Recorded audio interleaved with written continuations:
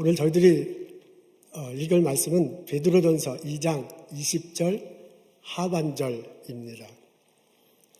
선을 행함으로 고난을 받고 참으면 이는 하나님 앞에 아름다우니라. 아멘.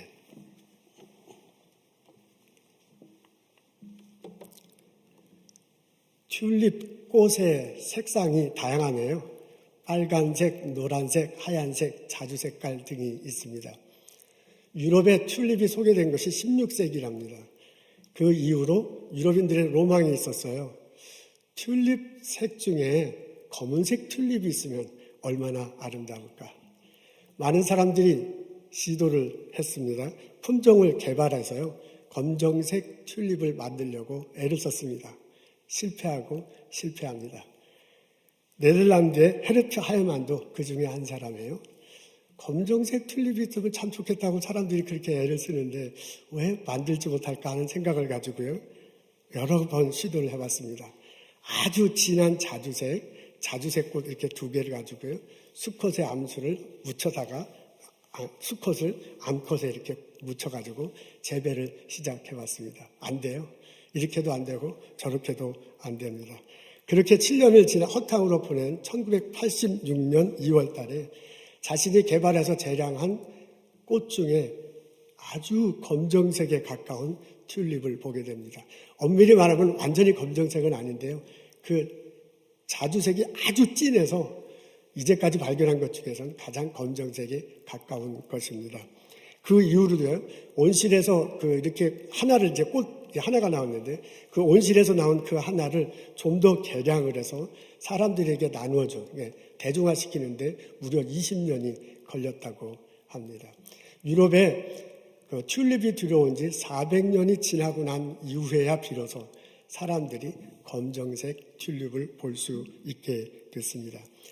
그동안 수많은 사람들이 실험하고요, 실패하고 눈물 흘리고 인내를 가지고 그 뿌리에 인내의 눈물을 뿌렸습니다. 아름다운 꽃은 어느 날 갑자기 생기지 않는데요, 많은 인내와 눈물이 그 밑에 뿌려져 있습니다. 오늘 저희들은 베드로전서 2장의 말씀을 읽습니다. 베드로가 초대교인들, 예수 믿는 것 때문에 핍박받는 초대교인들에게 쓴 편지의 일부분입니다. 18절부터 25절 사이가 한 문단이에요. 그 중에서 20절 하반절이 핵심입니다. 그래서 오늘 핵심되는 구절을 읽었어요. 앞에 있는데 우리 다 같이 한 목소리로 읽으면 좋겠습니다. 선을 행함으로 고난을 받고 참으면 이는 하나님 앞에 아름다우니라. 선을 행함으로 고난을 받고 참으면 이는 하나님 앞에 아름다우니라. 하나님 앞에 아름다운 일이 있다고 하네요. 참는 것입니다. 오늘 이 핵심 구절이 있는 문단을 보면 주인과 종이 등장을 해요.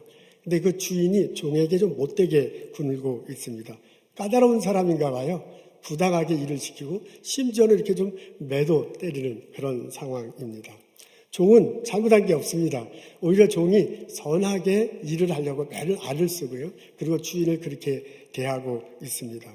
이런 상황에 있는 종에게 베드로에게 권면하는 거예요. 참으십시오. 그것이 하나님 보기에 아름다운 일입니다. 저는 오늘의 본문을 좀 이렇게 넓혀서 우리 예수 믿는 모든 사람들에게 하는 것이라고 해석하고 받아들이고 싶습니다. 됐습니다. 신약 성서에 나오는 주인과 종의 관계는 사실 우리 오늘날 미국에서 발견하기는 어렵습니다.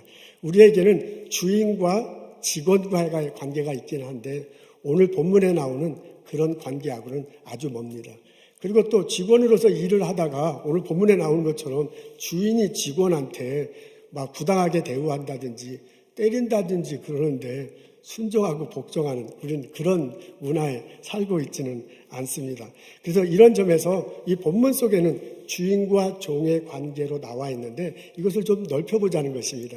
주인도 사람이고 종도 사람이에요. 그리고 오늘 본문을 읽어보면 종은 예수 믿는 사람이고 주인은 그렇지 않은 사람인 것 같아요. 그런 상황이거든요. 그래서 이걸 좀 넓혀서 사람과 사람과의 관계로, 조금 더 넓히자면 예수 믿는 사람과 예수 믿지 않는 사람의 관계로 설정을 하고 오늘의 본문을 읽고 싶다 그 말입니다. 그러면 좀 더 현장감 있게 우리에게 다가옵니다. 이렇게 세팅을 하고 오늘의 본문을 들여다보면 베드로가 우리에게 해주는 말씀을 들을 수 있습니다. 참고 선행을 계속하십시오. 그것이 하나님 앞에 아름다운 일입니다. 선을 행하면 선한 열매가 맺는다고 우리는 생각합니다. 콩 심은데 콩나무고 팥 심은데 팥 나는 게 당연한 거예요. 예수님 말씀대로 선하게 살고 선한 행동을 하면 그 선한 열매가 맺힐 것이다 라고 우리는 기대해요. 우리는 확실히 그렇게 생각하기도 하고요. 그냥 막연하게 그런 기대를 가지고 인생을 살아갑니다. 근데 안타깝게도 실제로 우리들 삶은 그렇지 않잖아요. 선한 행동이 선한 열매로 맺혀지는 것을 보기는 참 쉽지 않습니다. 그렇지 않을 때가 더 많습니다.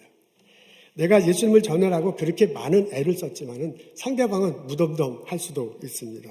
오랫동안 영적 교제를 나누고요. 이제 예수님 안에서 단단히 섰구나 싶었는데 그냥 무너지는 사람을 볼 때도 있습니다. 그럴 때는 그 낙심은 참 숨기기가 어렵습니다.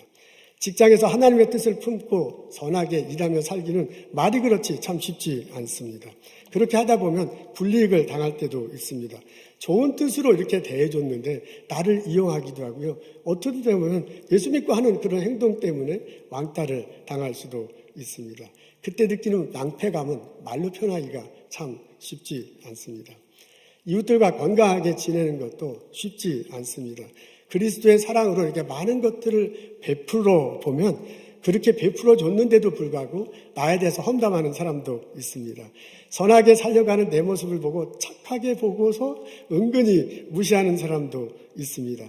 그때 느끼는 슬픔은 참 이루 말하기가 힘듭니다. 이런 삶에 살아가는 상황에 처해 있는 우리들에게 오늘 본문을 읽어보면 베드로가 말하는 소리를 들을 수 있습니다.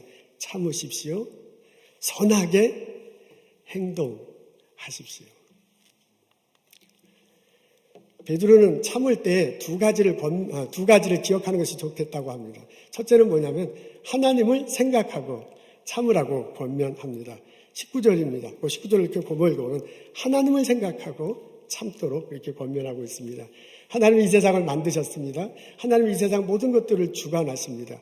이 세상 모든 것들은 나의 삶을 포함해서 모든 것들은 하나님의 계획하심과 인도함에서 움직여지고 있습니다. 그런 생각을 하면 지금 내게 벌어지는 일이 조금 나를 힘들게 하고 나를 고통스럽게 하도 나를 고난에 빠뜨리라도 참을 수 있다. 그런 얘기입니다. 첫째, 하나님을 생각하고 참으시며 또 하나는 뭐냐면 하나님께 맡기고 참으라고 권면합니다. 23절입니다. 내가 선한 행동을 했는데도 상대방이 몰라주면 섭섭합니다. 그게 우리들 다 모두의 심정이에요. 오해받고 부당하게 나를 대하면 내가 화를 납니다. 오히려 내게 손해를 끼치고 나를 이렇게 코너로 물어보면 막 성질이라서 보복하고 싶은 게 우리들 모두의 심정이세요. 이제 그런 마음을 이렇게 누구릴 때 어떻게 그런 마음을 누리냐면 하나님께 맡기라면 너가 막 어떻게 보복하려고 그러고 너가 어떻게 하려고 하지 말고 그것을 하나님께 맡기라. 하나님께 맡기게 되면 자연스럽게 참을 수 있게 된다라고 권면하고 있습니다. 그러면서 예수님을 예를 드시네요. 예수님은 죄가 없으신 분입니다. 그런데 몸소 나무 십자가에 달려 돌아가셨습니다. 사람들이 욕을 하는데도 욕으로 되갚지 않아요. 사람들이 욕으로 대갚지 않습니다. 사람들이 모욕하는데도 또한 모욕으로 갚지 않습니다. 그러면서 친히 나무에 달려 돌아가심으로 우리를 대신해서 죄를 갚아주셨습니다. 그 예수님 때문에 길 잃은 양들이 예수님 앞에 돌아올 수 있고 그 길 잃은 양들이 예수님 앞을 안을 통해서 하나님께 예배하며 살아갈 수 있게 됐습니다. 그 예수님을 예를 들어요. 예수님이 핍박당해도 고난당해도 참으셨다. 하나님께서 그걸 아름답게 보시고 아름다운 열매를 맺게 하셨다. 그래서 길 잃은 양들이 예수님 안에서 하나님 앞에 올 수 있었다라고 그렇게 말을 하면서 권면하는 것입니다. 하나님께 맡겨라. 너가 슬프더라도, 너가 힘들더라도, 너가 막 되갚고 싶더라도 그 하나님을 생각하고 하나님께 맡기십시오. 그러면 그 고난을 참을 수 있습니다. 라고 권면하고 있습니다. 베드로는 이렇게 말하면서 우리가 이렇게 참을 때 선한 행동을 하다가 어려워, 선한 행동을 하는데 열매가 없어서 막 고통스러워, 그럼에도 불구하고 하나님을 생각하고 하나님께 맡기고 이렇게 참고 선한 행동을 하는 것, 그것이 하나님 앞에 아름다운 것이다 라고 말하고 있습니다. 하나님 보시기에 너무너무 아름다워요. 하나님의 뜻을 알려고 하는 모습이 얼마나 하나님 보시기에 아름답겠어요. 하나님 말씀대로 살려고 하는 모습이 하나님 보시기에 얼마나 기특하겠어요. 하나님 말씀대로 살려고 하는데 오해받고 힘들고 고난 속에 있으면서도 계속 그렇게 살려고 하는 모습이 하나님 보기에 얼마나 아름답겠어요. 그래서 베드로가 뭐냐면 그건 아름다운 일이다, 그걸 참고 하는 것은. 근데 사람들 편에서 보면 내가 그 입장에 있다고 생각하면 그것은 꼭 아름답지만은 않잖아요. 내가 내 자신을 생각하고 내가 말한 것에 대해서 오해받고 내가 선한 행동에 대해서 별 열매가 없고 오히려 내가 모욕당하고 모멸당하고 하는 그런 상황이 있으면 그걸 참아야 된다면 그런 내 모습을 보는 것은 아름답지는 않아요. 그런 내 모습은 어떻게 보면 고통스럽잖아요. 그런 내 모습을 보고 그렇게도 불구하고 하나님 말씀대로 막 살려고 하는 모습은 안쓰럽기도 하잖아요. 인간적으로 생각하면. 근데 베드로는 그걸 뭐라고 하면 슬프다라고 그렇게 표현해 왔습니다. 여러분 19절에 보면 그 슬픔을 참으면 이런 표현을 슬픔을 참고 선한 행동을 하려고 하는 것이 인간적으로 볼 때 참 슬픈 모습일수록 보일 수 있어. 근데 그게 슬픈 모습이 아니에요. 그게 하나님 보시기에는 아름다운 모습이다 라고 말하고 있습니다. 참 이게 역설이에요. 사람이 생각할 땐 힘들어서 슬퍼. 근데 하나님 보시기엔 아름다워. 아름다움과 슬픔이 만나고 있어요. 거기에 신비가 있어요. 거기에 비밀이 있어요. 그것을 참으면 하나님의 때에 하나님의 방법으로 아름다운 열매를 맺게 해주실 것이다 라고 말하고 있습니다. 그러면서 베드로가 권면하고 있어요. 참으십시오. 여러분이 선한 행동을 하다가 어려운 일을 당할 때, 고통스러운 일 있을 때, 모욕감에 빠질 때, 더 이상 아무것도 하지 못하는 그런 순간이 있을 때더라도 참으십시오. 하나님을 생각하고 하나님께 모든 것들을 맡기고 참고 선한 행동을 계속하십시오. 그것을 하나님께서 아름답게 보시고 하나님의 때에 하나님의 방법으로 아름다운 열매를 맺게 해주실 것입니다. 이 베드로의 권면이 베드로를 통한 하나님의 말씀이 오늘을 사는 나와 우리들 모두 오늘 온라인 예배를 통해서 예배를 드리는 우리 모두들에게 똑똑하게 들리고 삶 속에서 실현되기를 주님의 이름으로 축원합니다. 아멘. 요셉이 생각나요. 형들이 요셉을 팔아버리잖아요. 애굽에 가서 애굽으로 그냥 할 수 없이 가게 됩니다. 애굽에 가서 보디발 집에 있는데 보디발 아내로부터 모함을 당해요. 감옥소에 가게 됩니다. 감옥소에 갔더니 술 맡은 관원장과 떡 맡은 관원장이 있는데 술 맡은 관원장의 꿈을 해석해 주잖아요. 그리고 그 사람이 다시 복권되는데 기여를 합니다. 그분에게 언젠가 나를 기억해달라고 했는데 기억은 무슨 기억아?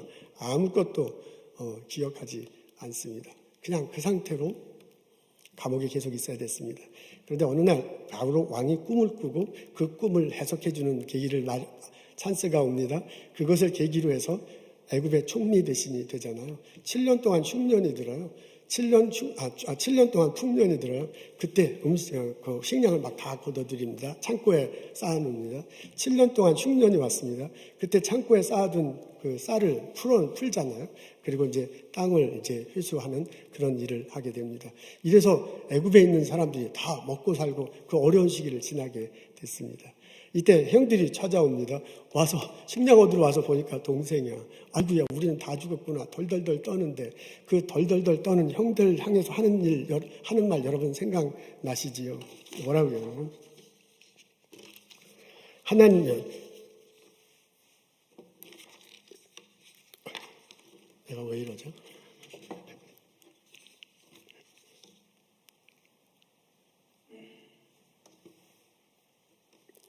그때 그러잖아요. 하나님이 생명을 구하시려고 나를 당신들보다 먼저 이곳에 보내셨습니다.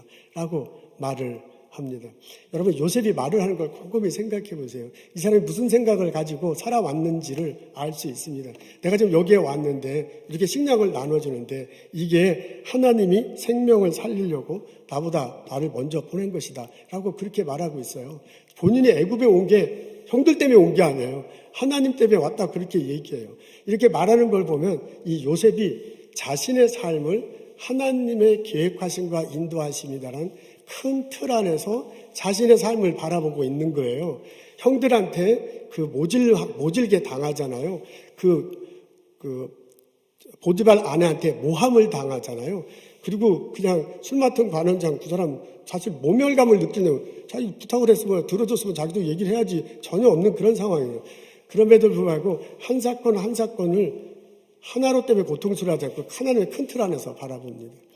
그리고 지금 이 순간으로 보는 게 아니라 하나님의 영원한 시간, 하나님의 큰 계획 안에서 지금의 이 시간을 바라봐요. 그렇게 하니까 이런 삶을 살 수가 있었습니다. 그래서요, 그렇게 했기 때문에 참을 수가 있었습니다. 그렇기 때문에 하나님 때를 기다릴 수 있었습니다. 그렇기 때문에 묵묵히 자기 일을 감당할 수 있었습니다. 마침내 기회가 왔을 때 속 깊은 지혜, 아주 속 깊은 지혜로 형들 대하잖아요. 그리고 탁월한 리더십으로 나라와 백성들을 이끌어갑니다. 그 요셉 때문에 수많은 사람들이 살았습니다. 요셉 때문에 식구들이 살았고요. 요셉 때문에 이집트의 사람들이 살 수 있었습니다. 한 사람이요. 어려움 속에 있으면서도 고난 속에도 있으면서 끊임없이 포기하지 않고 선한 행동을 했기 때문에 그 한 사람을 통해서 많은 사람들이 생명을 얻고 더 풍성히 누리면서 살아갈 수 있었습니다. 하나님이 그 한 사람의 포기하지 않고 보이는 선한 행동, 그것을 아름답게 보시고 아름다운 열매를 그 사람 주변에 열게 하셨습니다. 아멘, 할렐루야. 그 은혜와 축복이 우리들 모두에게도 있기를 주님의 이름으로 축원합니다. 살아보다 보면 별의별 일이 다 생기잖아요. 내가 사람들에게 선한 의도로 해줬는데 상대방이 오해할 수도 있습니다. 내가 전혀 본인에게 아주 최선을 다해줬는데 관심을 두지 않을 수도 있습니다. 이건 아주 특별한 것인데도 그냥 대단치 않은 걸로 생각할 수도 있습니다. 상대방이 받기만 하려고 하잖아요. 우리는 이게 많은 것을 줬는데 부족하다고 불평만 하는 그런 사람들 볼 때도 있습니다. 상대방을 통해서 자기가 역습을 당할 수도 있습니다. 괜히 오해하고 나를 모함해요. 손해를 끼치고 배신해요. 하는 그런 사람들 만날 수 있습니다. 살다 보면 별의별 일을 다 하는. 내가 예수 믿고 예수님 말씀대로 선하게 살되는데 내 주변은 항상 선한 열매를 맺히지 않아. 그럴 때도 있지만 안 맺을 때가 더 많아. 그래서 힘들어요. 근데 더 힘든 건 뭐냐면 시간이야. 내가 지금 선한 행동을 하면 선한 열매가 맺힌다. 언제? 이게 3일 후에 맺힌다. 시간을 알면 그래도 괜찮아. 일주일 후? 괜찮아. 한 달 후? 문제는 모른다는 거예요. 우리는 분명히 선한 열매를 맺힌다고 하나님 말씀하시고 하나님 아름답게 보시고 아름다운 열매를 맺히는 좋아 감사하는데 언제 그렇게 된다는 게 모른다는 게 우리를 너무너무 힘들게 합니다. 요셉도 몰랐습니다. 요셉도 형들한테 팔려나갈 때 전혀 그 시간을 가늠할 수 없었습니다. 보디발 아내한테 모함당할 때 전혀 시간을 가늠할 수 없어요. 술 맡은 관원장한테 모멸감을 당할 때 전혀 시간을 가늠할 수 없습니다. 그렇지만 분명한 것이 하나님의 때, 하나님의 방법으로 하나님이 아름답게 보시고 아름다운 열매를 맺게 하신다는 분명한 고백이 있었습니다.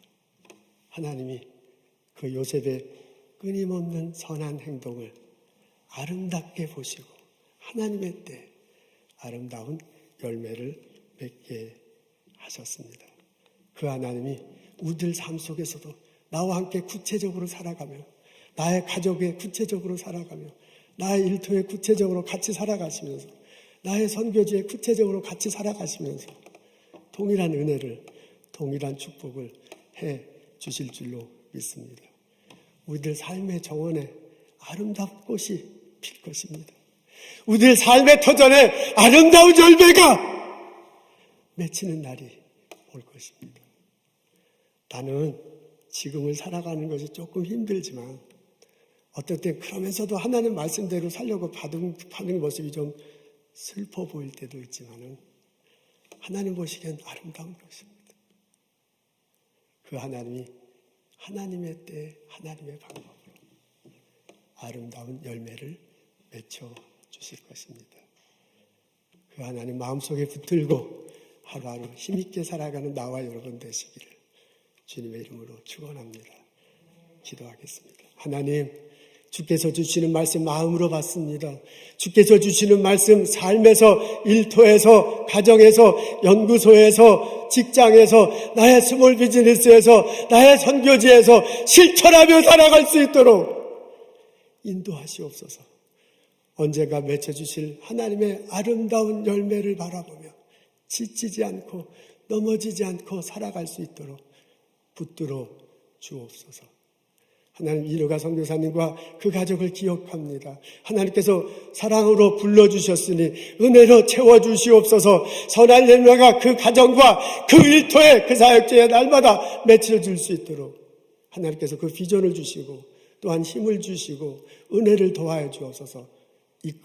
더하여 주옵소서. 이끌어 주옵소서.